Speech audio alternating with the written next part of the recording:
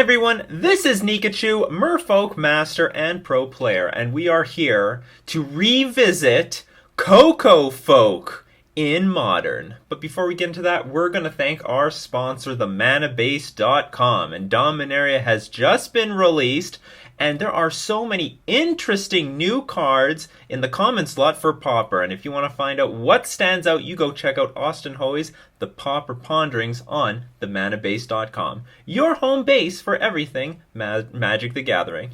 Oh, and we have new patrons supporting me on Patreon. Thank you so much for your support of the channel. I have so many patrons and it helps the channel grow and continue. So I would like to thank one at a time. Gontarev Vladimir, PJ Wessels, Kyle Husey, Matt Dahlberg, Kristen Adams, and Patton M. Finley. Thank you so much for your support for the channel, and it keeps not only the channel growing, but also keeps Merfolk growing. So we are gonna look at Coco Folk. Oh, so many people are asking me over the last few months, Nikachu, where's Coco Folk? What happened to Coco Folk? We thought you liked Coco Folk. What's wrong with Coco Folk? What? We haven't seen many videos in a long time. Alright, so I'm going to explain everything. The first thing I just have to say is that I just feel like Master of Waves, like maybe I should say Coco Folk, still a very powerful deck, still a very competitive deck, but for me, I have to play whatever deck is the strongest. And Master of Waves is just better positioned right now. It's better positioned against Hollowed One aggro. It's better because you can like stabilize the board, I think, a lot better with a Master of Waves and resist a lot of the removal from Hollowed One aggro. Not to mention you can swing back for the win a lot better. You're a lot better against humans. Collected Company. Oh my god, Collected Company. You can get eaten by the freebooter guy, and it will cost 5 mana if you're facing a Thalia. The upside to Collected Company is that Reflector Mage is not so strong against Collected Company. They can only bounce one of the targets, and with Master of Waves they could just bounce the Master of Waves. But Master of Waves is more or less a pretty solid second route to victory against them, because you just play the Master of Waves, you make a million tokens, and they can't block them. So, what else is there? Jund! Oh my god, Jund! We need Master of Waves against Jund. It's so much better than Collected Company. You know, I don't think this stuff grinds Jund very well. I mean, a lot of my matches come down to like a Master of Waves that sticks, we make a million tokens, and then we kill our Jund opponent. Collected Company, great card, but I think it's a bit outclassed against the Jund deck. Not to mention, you know, it can also get eaten up by Collective Brutality. But aside from that, like, the deck is still very, very strong. I just prefer, like, it will still have game against Jund. It will still have game against humans. It will still have game against Hollowed One aggro. Unfortunately, it was Bloodbraid Elf that won the battle. I think this deck would be so much better positioned in a world of Eldrazi Tron, of Titan Shift, of Normal Tron, and Blue-White Control. Unfortunately, Blue-White Control lost, Jace the Mind Sculptor lost, Bloodbraid Elf won that battle, and that's why I've moved mainly my super competitive deck to the mono blue. But that's not to say that this is rendered useless. Collected Company is a card that works in Merfolk. It just does. So I just want to show you some public results. Here in some open, someone played Tropical Coco Folk to a top 8 finish. This was done, here was a competitive league successfully finished by XML. And yeah, again, Collected Company goes 5-0 in a competitive league. I understand that this is just like sort of a scrubby Friday Night Magic level event, but still, someone brought Collected Company to this tournament over another version and then did very successfully. Of course, there's my 5-0 here, and I couldn't find, there was another 5-0 in a competitive league, but it was hard to find. Well, I mean, I just didn't find it because MTG top 8 is now useless for recorded lists. They don't keep up to date with anything. And MTG Goldfish, I remember, they didn't name it Merfolk. They called it like blue green something, and I just couldn't find it. But as far as I can tell, there are 3 competitively published results. So with that being said, let's look at all the new upgrades that we have for this deck. Because, of course, we are going to play Merfolk Trickster. How can we not play with Merfolk Trickster? Merfolk Trickster did amazing things in the mono blue deck, and of course it will do amazing things in the Coco version. Collected Company at end of turn, force our opponent to tap some stuff down, and boom, we can swing in for the win. It's very important to keep in mind that you cannot combo off with Merfolk Trickster and Harbinger of the Tides. When both of them enter the battlefield, both of them have to target something immediately. So I'm not allowed to like let Merfolk... They both enter the battlefield at the same time, so I'm not allowed Merfolk Trickster to enter the battlefield, have a trigger, target something to tap, and then all of a sudden Harbinger of the Tides comes into play and then bounces it back to their hand. So unfortunately, that's sort of a non-bow. With that in mind, I am probably still going to make the majority of my collected companies in combat, not before my opponent declares attackers, because there's so many ways to blow people out with Merfolk Trickster during combat, like making them remove flying and stuff like that. And it will also give us the best chance of making use of Harbinger of the Tides at the same time. So I'm going down to 26 creatures before I was at 27. Frank Karsten says you can go down to 22 creatures. That's the breaking point where Collected Company is playable to unplayable. All right, let's go down to 26. Who cares? We can bring in more creatures in the sideboard against the necessary matchups. Love and Spell Pierce right now, not perfect against humans, but certainly playable against everything else in the metagame. So I'm going to want to have some Spell Pierce, protect myself against combo decks. As you might have heard around the Merfolk corners, around the stream, that I am not so hot on Curse Catcher lately. Curse Catcher is more and more, especially with humans being so big, and I look at Eldrazi-tron, and I look at like Hollow One aggro, and I look like there's just and Blue-White Control. What else is there? There's just too many decks now that don't really care about Curse Catcher. Curse Catcher used to be strong when most of the instants and sorceries cost between 3 and 4. You know, like right now we can still have a lot of play against Blood Moon decks. Curse Catcher are great as a body on the battlefield and attacking and preventing Anger of the Gods and Cryptic Command and Madcap Experiments. Cards like that, and Electrolyze. And there's just not enough cards like that anymore. They're just really low to the ground, like Fatal Push and Collective Brutality. And everything is just so insanely mana efficient. I think Tideshaper Mystic is just a more useful card. If Curse Catcher most of the time is just going to be a 1/1 creature, let's have a 1/1 creature that can grant us Island Walk. So that's what I'm going to do with Tideshaper Mystic. This could be wrong. Curse Catcher is still pretty neat with Collected Company. It's a great thing to grab with Collected Company if our opponent is tapped out. But this is probably going to give us very consistent Island Walk, stuff that we're going to want against things like the Humans deck. We've got... everything else is pretty stock. I haven't changed anything. I've removed one of the Cavern of Souls. Well, to make room for all the Tricksters, I did go down one Branch Walker. I don't know what... I know we want at least 2 Branch Walkers. At least 2. I don't know how far we can go down in Branch Walkers. Like, I don't know what is the right number. I just know we have to have at least 2. But to make room for all these cooler, prettier cards, like Merfolk Trickster and Spell Pierce, Tideshaper Mystic, I've decided to go down to 3, and I think the deck will still perform pretty well anyway. But I've gone down to 2 Cavern of Souls so I can make room for Deprive, the new hot counterspell for Merfolk. Looking pretty good. I think with 2 Cavern of Souls, I'm going to expect Deprive to be a little bit more clunky than usual. I'd rather run 1 Cavern of Souls, but I need to have as many green sources as possible to still cast this damn thing. So I'm not going to go... I don't want to lose more... I don't want to replace even Cavern of Souls for a Shock Land. I don't even want to do that. Or a Fetch Land. I don't want to take that much damage. But even with 2 Cavern of Souls, I think the card will still be playable. I just hope it's not going to be so clunky. In the sideboard, we're going to have Kira and Kopala for the Jund matchups.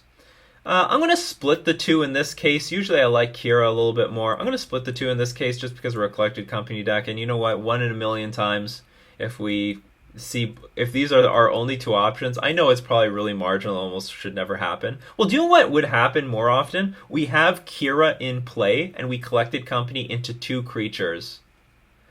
That one of the and only 2 creatures, and one of them is a Kira. So it is a good idea to split these things up. So we have them for the Jund matchup and any other attrition-based matchup, which would be important. 3 Tidebinder Mage, just a really good card. Taps down very important things in Hollowed One, like the Grim Lavamancer and Flameblade Adept. Taps down Tarmogoyf Scavenging Ooze, Bloodbraid Elf. Taps down Noble Hierarch and Mantis Rider in the Humans deck. It's just a pretty well-positioned card right now. A little bit of its thunder has been taken away because of Merfolk Trickster, but still a really good card, and I'm willing to swap out the Spell Pierces in the matchups where it is important. 2 Echoing Truth, just an all-around good card, and our 4 Relic of Progenitus, the thing that destroys all graveyards. So, with that in mind, let's go play Tropical Cocoa Folk in Modern.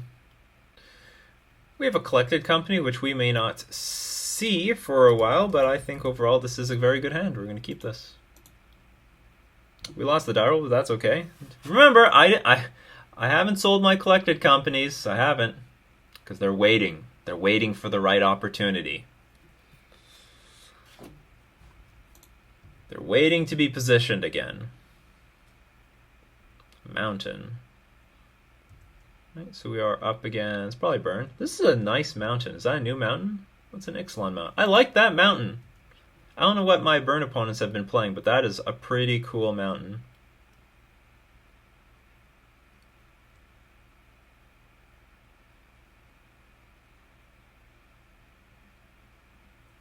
Our opponent has some sort of stop at our upkeep, at their upkeep, or my upkeep, sorry. Harbinger is good, but we actually need to get 1 more land so that we can play more than nothing next turn. We're definitely going to get hoofed in the face right now. I don't know what they're going to do, but it's probably going to be bad stuff. Look, that mountain matches the Sacred Foundry so well.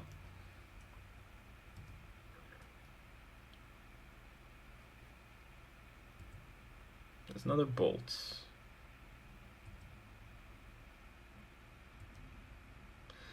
One, 2, 3, 4, 7.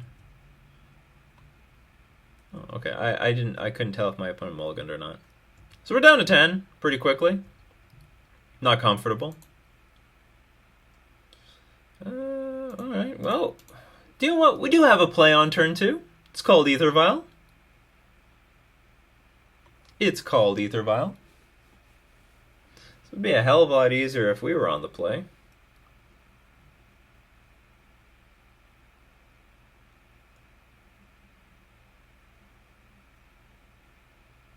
I'm not gonna lie, probably we're gonna lose this.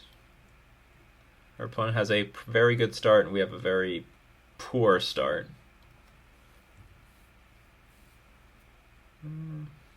Creatures don't give me confidence either.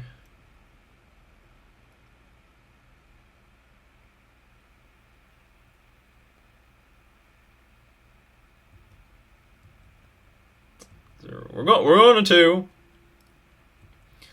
I like being at 2. Feels dangerous.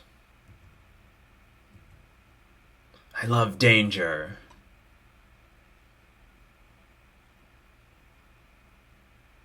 So now you might think, well, we have no chance of winning, but we're going to have to play desperately. So the plan is, oh, Tideshaper Mystic, not too bad. I think we're just going to have to hope our opponent has like white cards in their hand. We're going to have to try to mana screw them and hope that they keep drawing white cards. When you're in this situation, you need to play greedy. There's no other way to do it. So we have a hand that actually can win if our opponent is stuck here. Because we can play like Harbinger of the Tides, bounce something, and then block something else, play Tideshaper Mystic, tick this thing up to Primera Regiri to get we're going to get Mare Rejoin play, and then we're going to start doing shenanigans between our Vials. Vial and Silvergill tapped, play Silvergill Adapt, untap the other thing, and then stabilize really quickly. And threaten to win.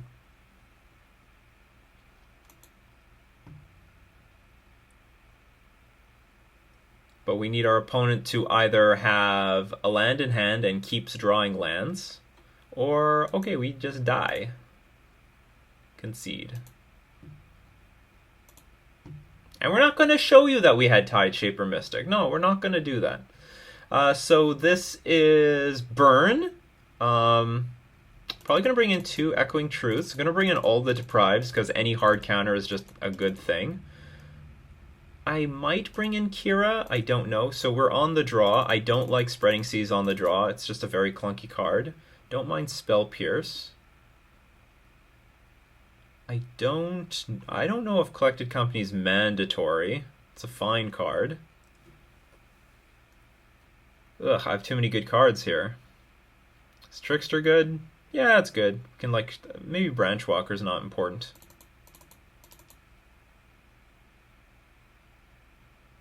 "26 creatures. I sort of want to keep it like that.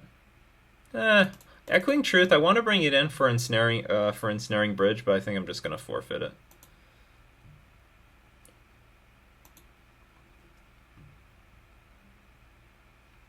Nah, I'm getting scared. Let's get rid of this. Let's get rid of 1 Harbinger. It's about that deck. I got scared. I got scared. So we have a hand that can't cast anything. Can't even cast the Deprive. We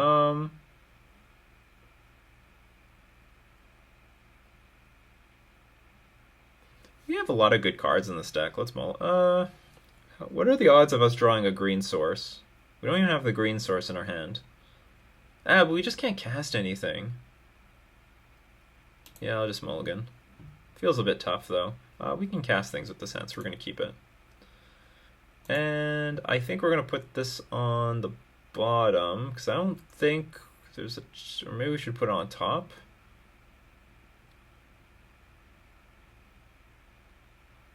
No, we'll put it on the bottom. And I think I'm going to play the Scalding Tarn. Or I guess I could have put it on top, showed some strength.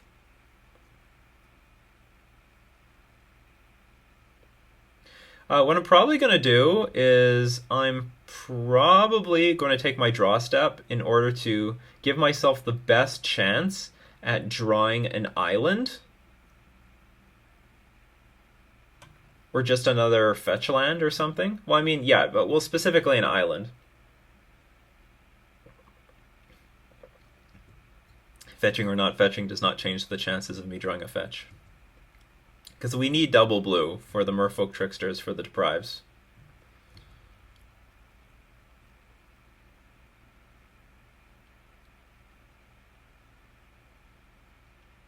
Well, that's awkward. I think I'm still not going to fetch for Breeding Pool, though. I think I want to keep my life total as high as possible. Against Burn. So I'm going to show Merfolk Trickster. Hopefully it's not going to matter that much. It's not pleasant to show them Merfolk Trickster, but whatever.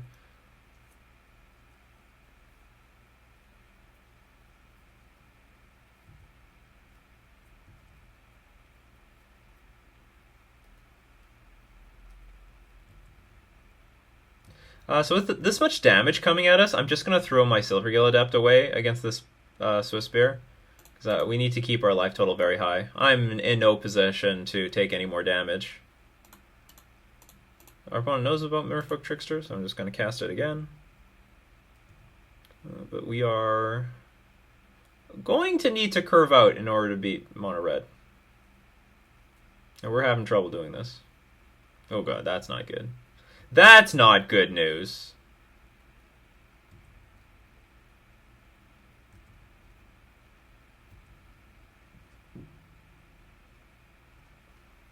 Alright, well, let's play another Silvergill.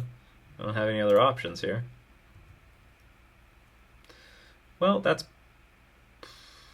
A bit late, but we'll take it. So what are we hoping our opponent does? I don't know, play a burn spell and then play Eidolon. Then I play Collected Company from there. Okay, there's Skullcrack.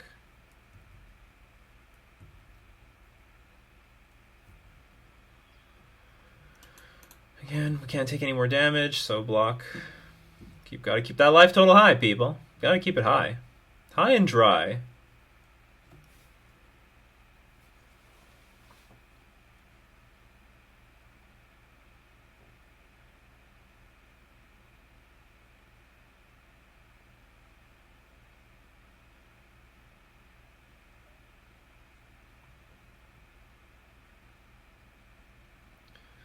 I guess what we can do is play Ether Vial.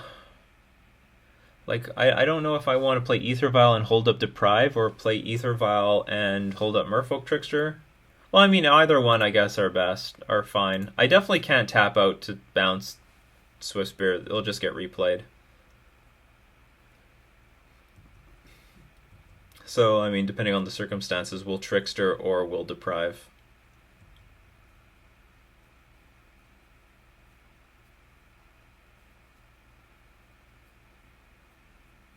I would rather Trickster so that we can get to,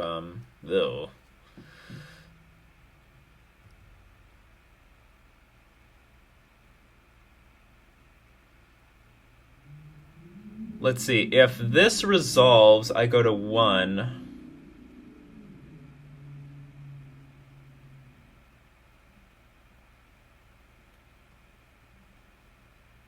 And if you have any burn spell, I lose. If I deprive this and you have any burn spell, I lose. But what if you have a creature followed up by this? Do I lose then?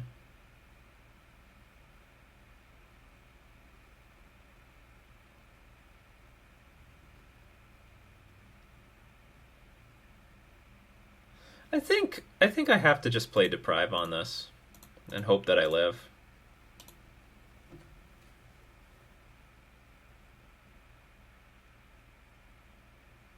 I don't. Alright. Burn gets a very clean, easy victory against Merfolk.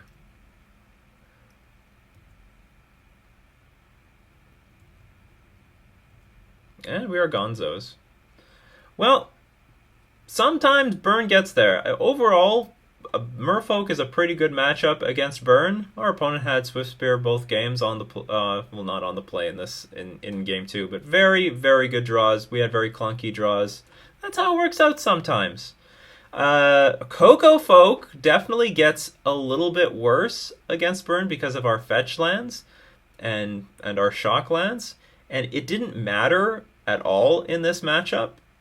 But overall, it does weaken the matchup a little bit, and certainly it is better to have Master of Waves instead of Collected Company, because you can tick up your Ether Vial from 3 to 4. All that being said, yeah, Master of Mono Blue better in the Burn matchup, obviously, because we're playing shock lands, but not enough that it's a landslide, you're getting killed horribly. It doesn't turn horribly losing all of a sudden because we're playing fetch lands. We lost in this game because our opponent just had a very good hand and we had a clunky hand. So I'm going to thank all my patrons supporting me on Patreon, and we're going to thank our sponsor, themanabase.com. This has been Nikachu, playing Coco Folk in Modern.